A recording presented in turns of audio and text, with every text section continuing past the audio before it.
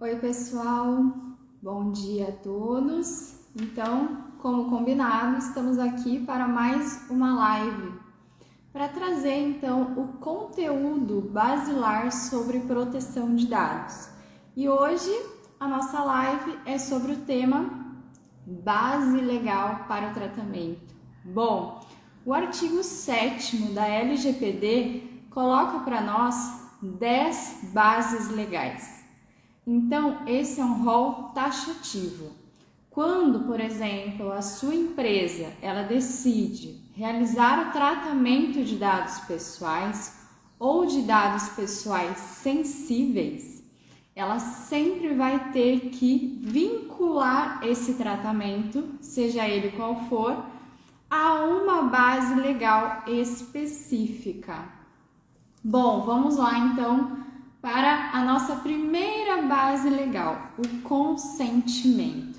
Primeira pergunta que surge quando nós falamos do consentimento é: o consentimento, ele é obrigatório? Não. O consentimento, ele é apenas uma das bases legais. Então é necessário sopesar. Quando que realmente é necessário pegar o consentimento daquele titular de dados? E aqui eu vou trazer para vocês alguns requisitos importantes quando nós falamos nessa base legal específica. Primeiramente, consentimento ele tem que ser prévio, ele tem que ser anterior ao tratamento de dados pessoais.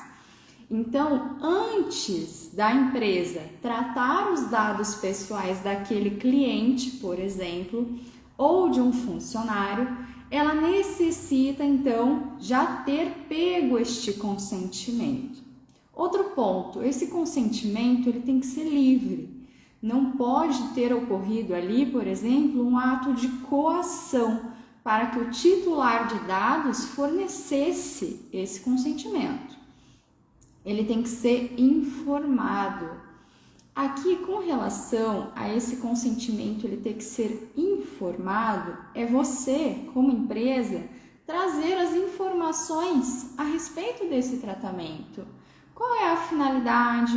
Por quanto tempo vai ser realizado o tratamento? Você tem que trazer as informações basilares para o titular de dados. E além disso, esse consentimento, gente, ele é revogável. O que significa? Significa que a qualquer momento o titular de dados ele pode estar revogando, tirando o seu consentimento. Então, por isso que você, empresa, vai ter que observar em que momento da sua empresa, em qual modalidade de tratamento de dados realmente é cabível você pedir consentimento e não estar se utilizando de outras bases legais que para a empresa trazem aqui uma segurança muito maior do que o consentimento, que pode acabar sendo revogado então no curso do tratamento de dados. Claro que não é algo totalmente automático. Por quê? O titular de dados, ele tem o direito de revogar o consentimento, mas você também, empresa, tem que informar para ele que se por acaso ele revogar aquele consentimento, você não vai ter como continuar realizando aquele tratamento, e um tratamento de dados que muitas vezes é benéfico para o titular. Então, vamos pensar aqui o seguinte, gente. Quando nós falamos em consentimento, vamos pegar um exemplo prático a respeito disso. Pensa na sua empresa, você está oferecendo para o seu cliente no site um desconto. Se cadastre na newsletter. Se cadastre na newsletter do nosso site de roupas, nosso site de e-commerce, e você então vai ganhar um voucher de 20% que vamos encaminhar no seu e-mail. O que você fez? Você entrou em contato, né? Você fez aquela propaganda dentro do seu site e o cliente, por livre e espontânea vontade, ele decidiu então que ele quer receber aquele voucher de desconto. Então ele se cadastrou na sua newsletter para estar recebendo informações da sua loja e receber aquele cupom. Então aqui ele te deu o consentimento para que você trate o dado dele. E isso é benéfico tanto para ele quanto para a sua empresa, no caso, o e-commerce. Vamos aqui para a nossa segunda base legal. Cumprimento de obrigação legal ou regulatória pelo controlador. Então, pensa o seguinte, quando você tiver uma obrigação legal, aquele tratamento de dados específico, ele vai estar se baseando, então, nessa base aqui, do artigo 7º, inciso 2º, cumprimento de obrigação legal. Um exemplo prático, quando você contrata um funcionário, pensa comigo o seguinte, você contrata o funcionário, tem muitos dados que você vai coletar especificadamente, por quê? Porque você tem que cumprir legislações, legislação trabalhista, legislação previdenciária. Então, essa vai ser a sua base para o tratamento desses dados. Seguindo, tratamento de dados aqui utilizados pela administração pública para a execução de políticas públicas previstas em leis e em regulamentos ou em contratos. Então, essa daqui é a base legal utilizada de forma específica para a administração pública, quando ela for querer executar as políticas públicas, como políticas públicas correlacionadas à saúde. Outra base legal, para a realização de estudos por órgão de pesquisa, garantido sempre que possível a anonimização dos dados pessoais. Bom, gente, aqui tem um ponto relevante para nós destacarmos quanto aos órgãos de pesquisa. O órgão de pesquisa, ele tem que realmente ser um órgão sem fins lucrativos. E de preferência, esses dados pessoais eles vão ser utilizados de forma anonimizada, porque quando você faz o processo técnico de anonimização dos dados pessoais, esse processo realizado não permite mais a identificação dos titulares daqueles dados pessoais. E quando nós falamos aqui em órgão de pesquisa, por exemplo, nós podemos citar os órgãos de pesquisa correlacionados à saúde, como por exemplo o Butantan.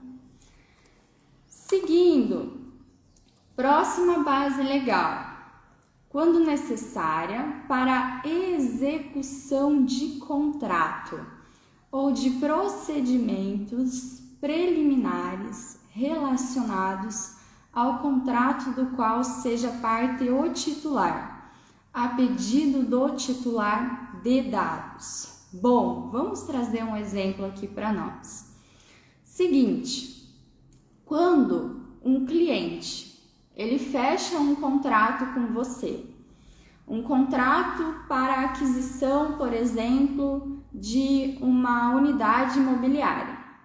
Digamos que vocês fazem então um contrato prévio, uma promessa de compra e venda. A promessa de compra e venda, ela entra aqui como um procedimento preliminar. Depois vocês vão fazer então um contrato final, realmente fechando aquela compra e venda daquela unidade imobiliária, inclusive às vezes até incluindo o financiamento daquele imóvel. Então aqui você vai estar realizando o tratamento dos dados pessoais daquele titular com base na execução do contrato. Próxima base legal, para o exercício regular de direitos em processo judicial, administrativo ou arbitral. Então pensa na seguinte hipótese: você, empresa, você acaba tendo que demitir um determinado funcionário e esse funcionário, inclusive, acabou acontecendo uma situação de demissão por justa causa, porque esse funcionário ele não observou alguns pontos do contrato, como por exemplo, vamos dizer aqui que a sua empresa colocou para este funcionário cláusulas de confidencialidade, de segredo comercial, e esse funcionário ele desrespeitou, ele quebrou essas cláusulas. Então, vamos dizer que a sua empresa ela foi prejudicada por isso.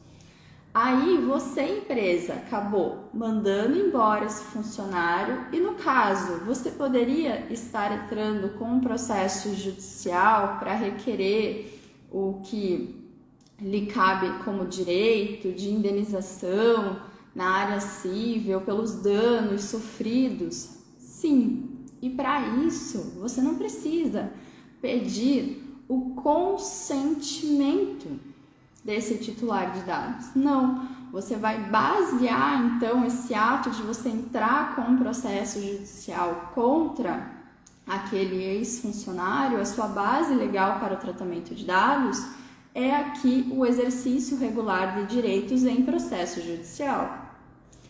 Próximo ponto: para a proteção da vida ou da incolumidade física do titular ou de terceiro. Vamos pensar então na seguinte situação: a sua empresa é uma fábrica super grande e uma fábrica correlacionada ao setor de alimentos.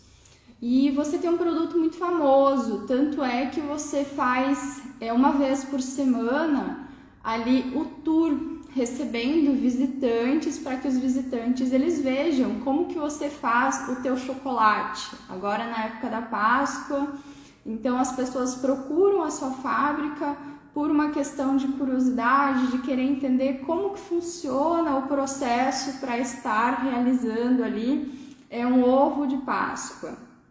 E aí, vamos dizer que esse pessoal está visitando a fábrica, de repente uma das pessoas começa a passar mal, começa a infartar. Aí o que acontece? Você pode, por um acaso, olhar na bolsa, na carteira dessa pessoa, estar em contato com os dados pessoais dela. Nesse caso específico, pode. Por quê? Porque você tem uma situação de emergência, uma situação aqui correlacionada à proteção da vida. Você quer saber se naqueles dados pessoais, qual é a identificação daquela pessoa, se tem, por exemplo, alguma informação de algum contato que você possa, então, estar realizando, por exemplo, estar entrando em contato com a esposa, com o pai, com a mãe, e às vezes até mesmo ali na carteira de motorista ou então em algum outro documento, você vai acabar encontrando informações importantes, como por exemplo, se aquela pessoa ela é diabética, se ela não é. Às vezes tem pessoas que têm já uma identificação correlacionada a algum problema de saúde que ela possui, e isso te ajuda a dar um tratamento, uma solução melhor, uma solução mais adequada para aquele momento específico aonde ela está correndo um risco com relação à saúde dela. Então aqui essa justificativa você vai estar conforme a legislação, você vai estar baseado aqui num ato de proteção da vida. É totalmente diferente quando a gente fala de tutela da saúde, que é outra base legal. Por quê? Quando nós falamos em tutela da saúde, essa base legal específica, ela só pode ser utilizada por profissionais da saúde. E trata-se de ações contínuas, como por exemplo, o atendimento em uma clínica médica, o atendimento em um hospital, esse tipo de atendimento, que ele é contínuo, trata-se de você marcar uma consulta, de você marcar uma cirurgia dentro de um ambiente médico, um ambiente hospitalar, e quem vai estar realizando o tratamento desses dados são ali profissionais da saúde, então você se utiliza dessa outra base legal, tutela da saúde.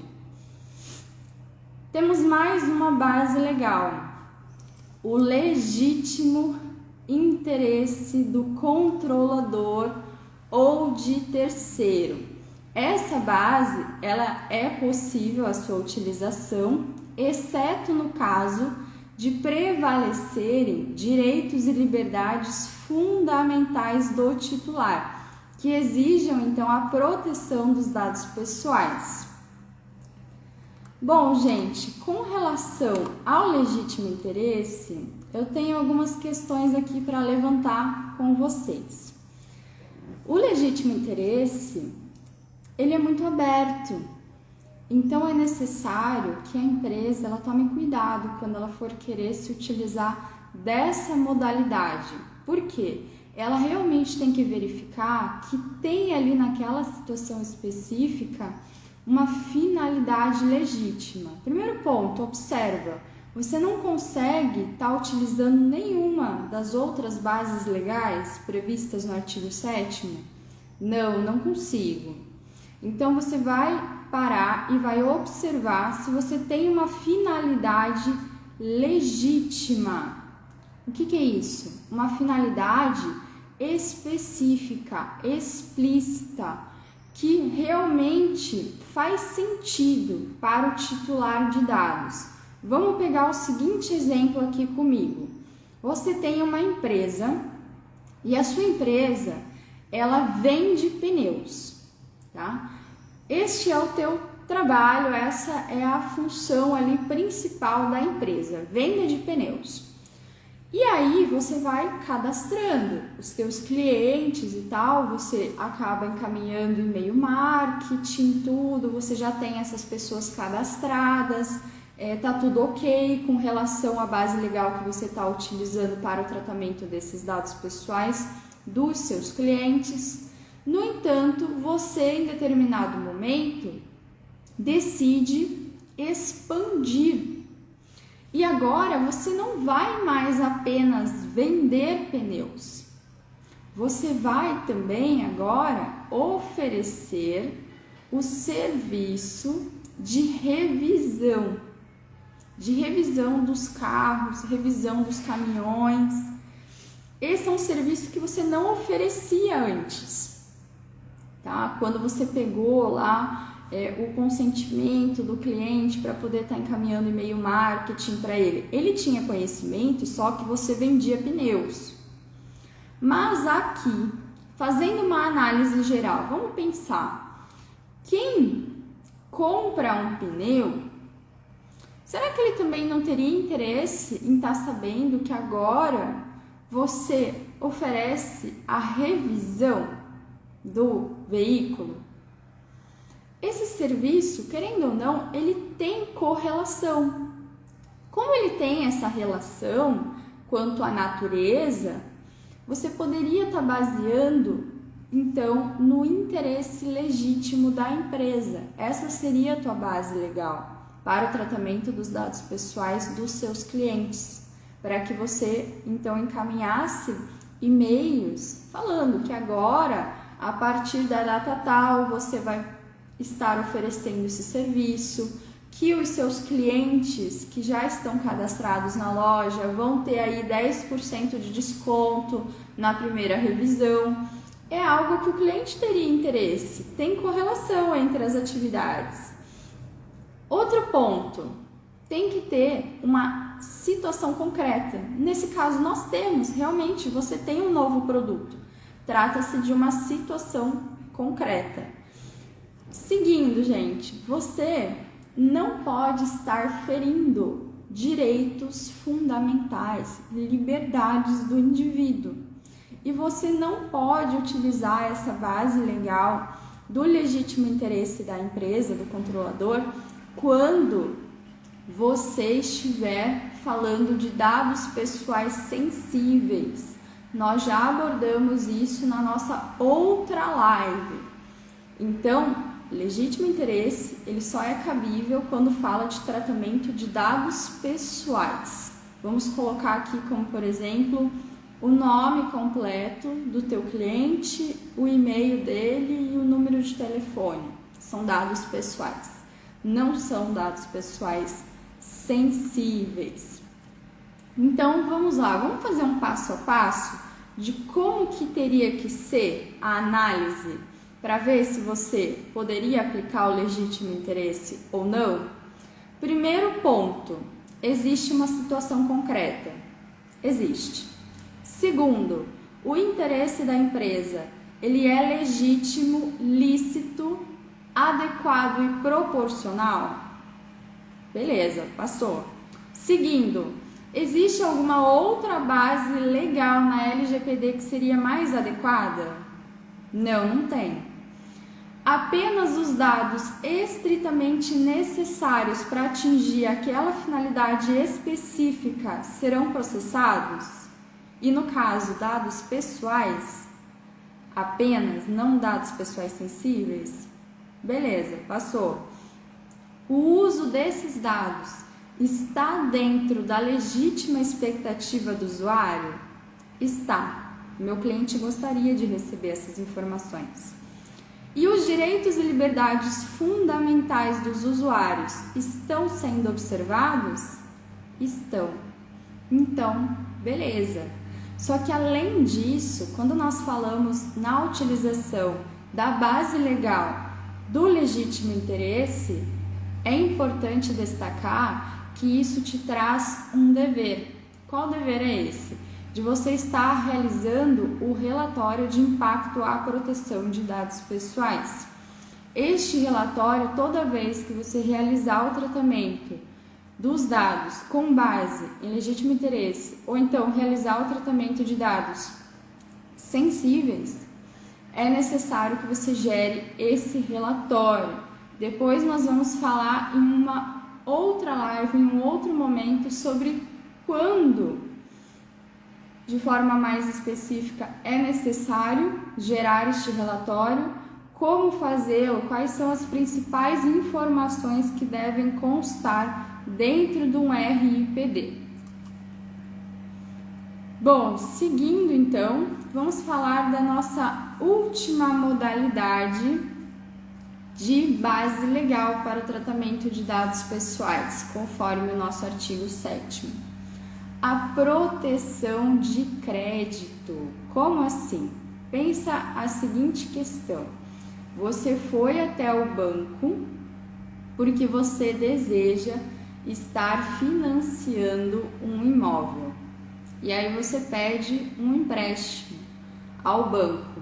Você vai passar por uma análise cadastral. Antes de o banco ele te dar a resposta, se ele vai ou não deferir ou indeferir o seu pedido, ele vai analisar informações pessoais suas. E qual vai ser a base legal para isso? Proteção de crédito. Ele faz essa análise com base na proteção de crédito, e aí se ele for conceder de fato para você o financiamento e fechar um contrato com você de financiamento, aí troca a base. Aí a base vai ser execução de contrato. Mas nesse momento prévio, preliminar, ele estava se utilizando da proteção de crédito. Bom, gente, com relação às bases legais, esses eram os pontos, então, que eu tinha para trabalhar aqui hoje com vocês, de forma simples e rápida, né? Trazendo alguns exemplos práticos do dia a dia. Se alguém tiver alguma dúvida, pode expor aqui. Se surgir algum questionamento posteriormente, pode me encaminhar aqui no Instagram também. Mas eu agradeço a presença de todos vocês. Muito obrigada, gente. E até a nossa próxima live.